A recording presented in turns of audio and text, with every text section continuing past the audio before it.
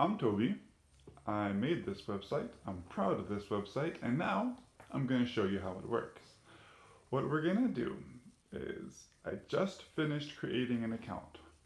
We're not going to see that. I think it's self-explanatory. I got all the way up through confirming the email address, and we're going to create a first group. We're going to create a first worksheet. This is going to be an idealized experience of creating a first worksheet, the way it should be in the future. Then we're going to realize the worksheet would look better with a header. We're going to add a header to the worksheet. Finally, we're going to create a second worksheet, and this time it's going to be a bit closer to how this website's going to work in the near future, where it's not quite as ideal, but it's still pretty amazing. All right, let's get started. So, here you are. You want to click on Add a Group. You want to name the group. You want to give the worksheet a title. Each group's going to get one vocab review worksheet. I often call them things like English is a lot of fun. And you pick the day of the week when you see this group. You hit Add It, and you can click on the group's name to go to the group page. Here is where you can add vocabulary to your group. Once you have vocabulary in the group, you can do other stuff.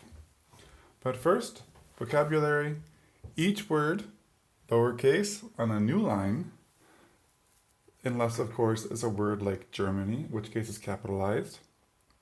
You can see I have a spell checker enabled and it doesn't like the word headache as one word. Too bad, it's the correct spelling. So, I'm going through and I'm adding in the words, in this case from the stories, but more realistically, the words that I taught in the last lesson. I tend to use the rule of anything students ask for comes into the worksheet. Look, we haven't added 12 words. It needs 2 more words to create a worksheet. No problem. More important is what's happening here. You can see me checking that each word has the correct meaning of it. Here, a wonder can be a miracle, or to wonder can be to ponder. In the story, we had wonder for pondering. All right, then I guess it's time to add the vocabulary from the next worksheet. Well, in this case, from the next story, but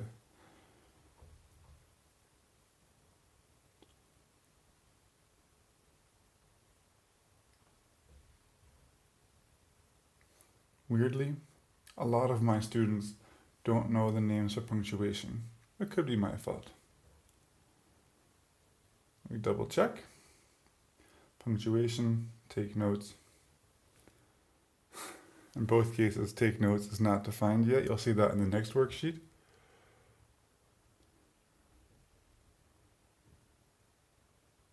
So, now, suddenly, you can click Make Worksheet. That wasn't available before. Here, you can see the word headache is going to have this definition. The word move is going to mean going from an old home to a new home. The word for a spork is between a spoon and a fork.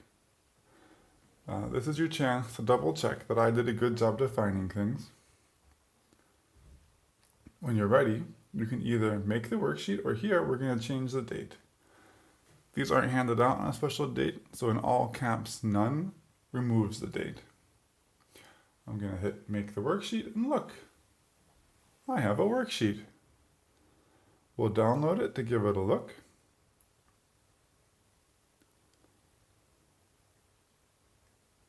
This is the worksheet that it's made.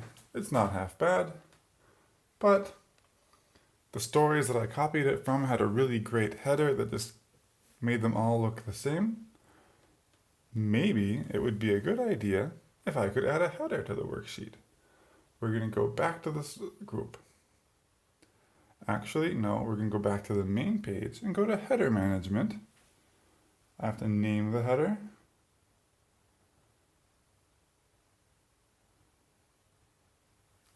This is because you can make several different headers if you teach for different organizations, or in this case, if some of your vocab activities match certain things. have to find my header. There's the official Carmen header. I click Add It.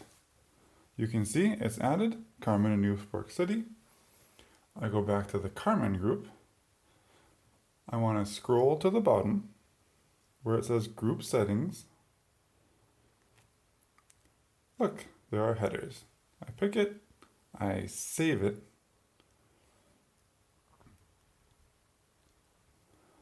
I'll return back here. And without even making that worksheet new, it automatically adds the header. Doesn't that look so much better? I try to use the same header on these worksheets as I do on worksheets I make in a more traditional way with OpenOffice. And it keeps everything looking pretty unique. Here, we'll download the answer key quick. I generally don't need it. But if you like to have it for a backup, or the answer key is really great to hand out to your students. We're going to go through now and create the second worksheet. In this case, we're adding vocabulary that I haven't already added to the system. And that's probably more like your regular situation. For the first worksheet, I'd gone through before and double checked it was all already there. Now I'm just adding the vocabulary as it occurs in the stories that we're making the worksheets for, and you'll be able to see what happens when I can't, or when the system doesn't have that word stored before. Here you can see nothing here has changed. You still have to check what it means. Obviously, if you've added it, I won't have described the word yet, but you can see not defined means Toby hasn't done his job here yet. Nothing is bold. Bold words means that there's more than one meaning there. So, a new definition is required. It's important for you to know the definitions you add. There's already a gap-fill sentence. It's important for you to know that the definitions you add will be only used for you. I will still be required to make my own definition, which is available to everyone later. And if you don't like a definition I've made, or you teach vocabulary a certain way all the time, you can still define your own definitions, and it will use them and not mine. Because the goal is to minimize the work you do, but also to maximize your impact. So if you always teach things the same way, it might make sense to adjust the definitions so the students recognize your voice in certain definitions. Here, I recall writing this out. It was difficult. I think making a definition for an EFL worksheet is a work of art, because you have to think, a person who doesn't know the word harassment, what words will they probably know? They know what harassment is. They have it in their own language. It's more getting them to think of the word so they can say, yeah, that.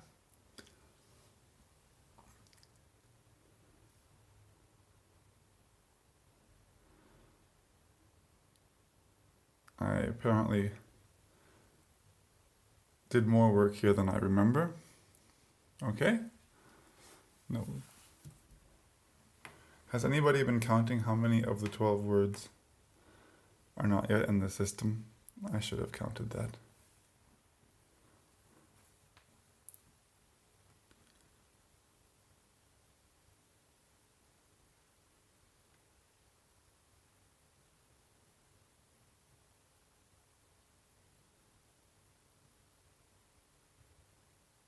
Okay, so that was quite a bit. Change the date to none again so I can use them anytime.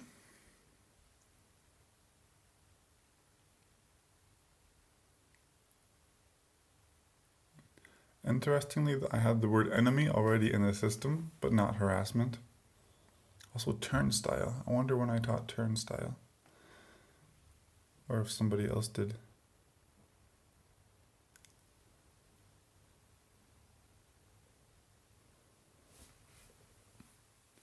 I'll open this worksheet and we can see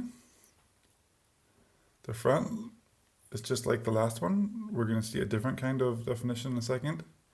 Here is a gap fill with all the vocabulary that was on the front page of the first worksheet. The idea is it moves from the first worksheet to the second.